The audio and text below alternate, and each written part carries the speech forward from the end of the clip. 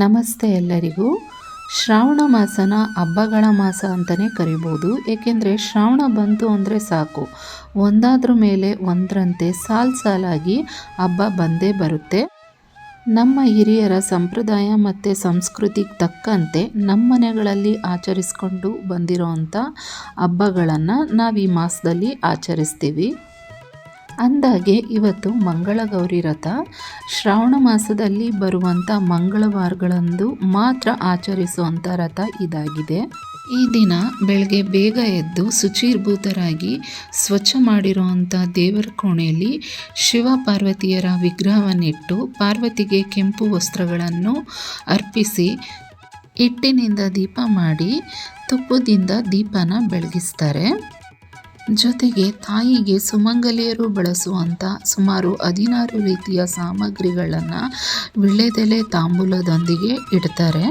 ಕೆಲವು ಶಿಸ್ತಿನ ನಿಯಮಗಳಿಂದ ಈ ಪೂಜೆ ನೆರವೇರಿಸಿದಂಥ ಸುಮಂಗಲಿಯರು ಮಂಗಳಗೌರಿ ವ್ರತವನ್ನು ಓದಿ ಪೂಜೆಯೆಲ್ಲ ಮುಗಿದ ಮೇಲೆ ತನ್ನ ಕುಟುಂಬದ ಎಲ್ಲ ಸದಸ್ಯರಿಗೂ ಪ್ರಸಾದವನ್ನು ಹಂಚುವಂಥದ್ದು. ಆದರೆ ಈ ವ್ರತ ಮಾಡುವಂಥ ಮಹಿಳೆಯರು ಮಾತ್ರ ಉಪವಾಸದಿಂದ ಇರ್ತಾರೆ. ಪೂಜೆ ಮುಗಿದ ನಂತರ ಒಂದು 5 ಜನ ಮುತ್ತೈದೆಯರಿಗೆ ಮಡ್ಲಕ್ಕಿ ತುಂಬುವಂಥದ್ದು. ಇದಕ್ಕೆ ಸಂಬಂಧಪಟ್ಟ ಹಾಗೆ ಮಂಗಳಗೌರಿ ವ್ರತದ್ದು ಬುಕ್ ಸಿಗುತ್ತೆ, ನೀವು ಒಂದ್ಸಲ ನೋಡ್ಬೋದು. ಸಿಕ್ಕಿದ್ರೆ ಎಲ್ಲಾದರೂ ತಗೊಂಡು ಓದಿ. ಇದೊಂಥರ ಆಲ್ಮೋಸ್ಟು ನಾವು ಭೀಮನ ಅಮಾವಾಸ್ಯೆ ಪೂಜೆ ಮಾಡ್ತೀವಲ್ಲ ಅದೇ ರೀತಿ ಇರುತ್ತೆ. ನಮಗೆ ನಮ್ಮ ಗಂಡಂದಿರಿಗೆ ಒಳ್ಳೆಯದಾಗಲಿ, ಆಯುಷು ಅಭಿವೃದ್ಧಿ ಆಗಲಿ, ಮತ್ತು ನಮ್ಮ ಕುಟುಂಬಕ್ಕೆ ಸಂತೋಷ ಆಗಲಿ, ನಮ್ಮ ಮಕ್ಕಳ ಅಭಿವೃದ್ಧಿ ಮತ್ತು ನಾವೊಂದು ರೀತಿಯ ನೆಮ್ಮದಿ ಕಾಣಬೇಕು ಜೀವನದಲ್ಲಿ ಅಂತಂದ್ಬಿಟ್ಟು ಈ ವ್ರತ ಆಚರಿಸ್ಕೊಂಡು ಬರೋವಂಥದ್ದು ವಾಡಿಕೆ. ಕನ್ಯಾ ಹೆಣ್ಮಕ್ಳು ಈ ಪೂಜೆ ಮಾಡೋದ್ರಿಂದ ಅವ್ರ ವಿವಾಹದಲ್ಲಿ ಏನಾದರೂ ಅಡೆತಡೆ ಇದ್ದರೆ ಅದೆಲ್ಲ ನಿವಾರಣೆ ಆಗಿ ಒಳ್ಳೆ ವರ ಸಿಗ್ತಾನೆ ಅನ್ನೋ ಪ್ರತೀತಿ ಇದೆ. ಹಾಗೆ ವಿವಾಹಿತ ಮಹಿಳೆಯರು ಸಹ ಈ ವ್ರತ ಮಾಡೋದ್ರಿಂದ ಅವರ ವೈವಾಹಿಕ ಜೀವನದಲ್ಲಿರುವಂಥ ತೊಂದರೆಗಳು, ಅಡೆತಡೆಗಳೆಲ್ಲ ನಿವಾರಣೆಯಾಗಿ ಗಂಡ ಹೆಂಡತಿ ಸುಖ ಸಂತೋಷದಿಂದ ಬಾಳ್ತಾರೆ ಅಂತ ಎಲ್ಲರೂ ಹೇಳೋವಂಥದ್ದು.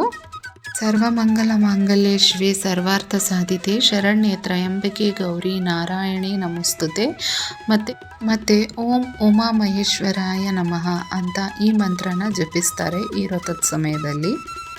ನಮ್ಮ ಮನೇಲಿ ಈ ವ್ರತ ಆಚರಣೆ ಇಲ್ಲ, ಆದರೆ ನಾರ್ಮಲ್ ಆಗಿ ಎವ್ರಿಡೇ ಏನು ಪೂಜೆ ಮಾಡ್ತೀವಿ ಅದೇ ಥರನೇ ಡೈಲಿ ತೊಳೆದು ಬೆಳಗಿ ಒರೆಸಿ ಗುಡಿಸಿ ಮಾಡೋ ಅಂಥದ್ದು. ಒಟ್ಟಾರೆ ನಾವೇನೇ ಮಾಡಿದ್ರೂ ಒಂದು ನಂಬಿಕೆಯಿಂದ ಆ ಕೆಲಸನೇ ಆಗಲಿ, ಆ ಪೂಜೆನೇ ಆಗಲಿ ಮಾಡೋದ್ರಿಂದ ಅದರದ್ದು ಪ್ರತಿಫಲ ಪೂರ್ಣವಾಗಿ ನಮಗೆ ಲಭ್ಯ ಆಗುತ್ತೆ. ಅದರಲ್ಲಿ ಯಾವುದೇ ರೀತಿ ಡೌಟ್ ಬೇಡ.